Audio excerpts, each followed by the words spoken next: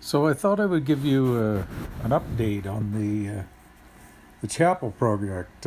So we started on January the 6th working on the gyprock on the ceiling and the gable ends after coming back from our Christmas break.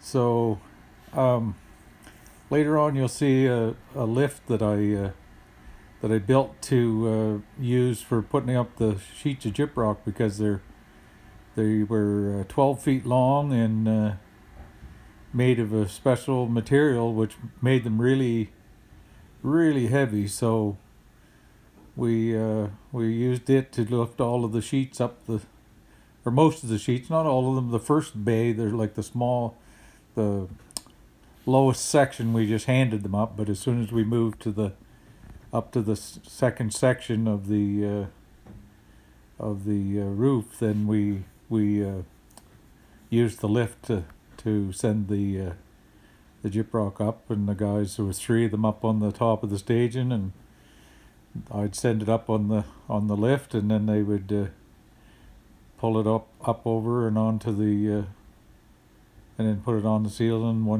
Two guys would hold it, and the other guy would put some screws in, and then the three of them would finish screwing it all in.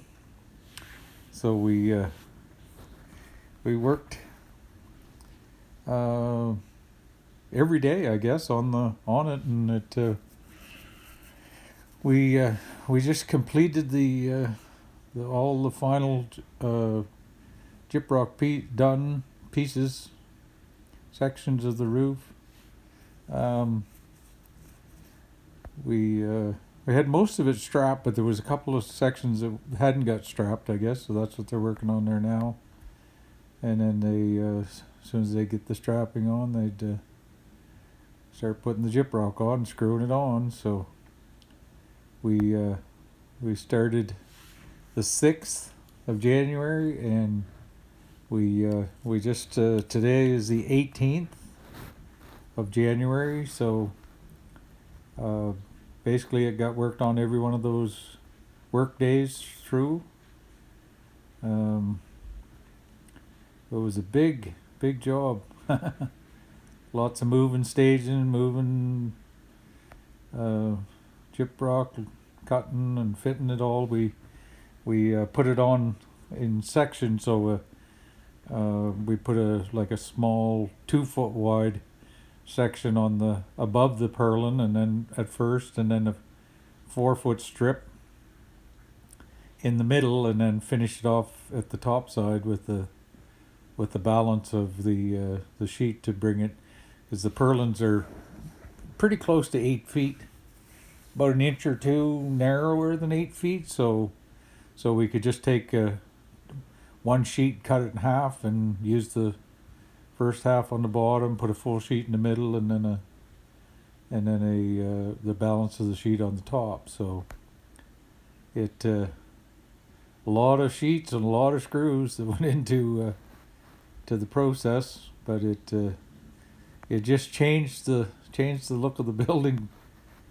It just made it seem so big, and compared to what it was with the the insulation there and stuff, made it a little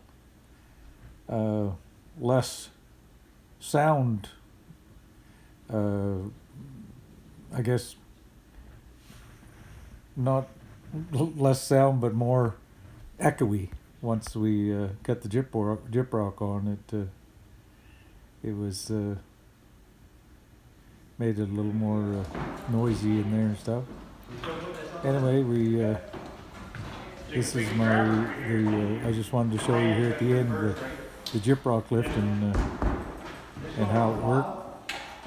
They just finished off this section this morning, got the final pieces done, and so this is the lift. It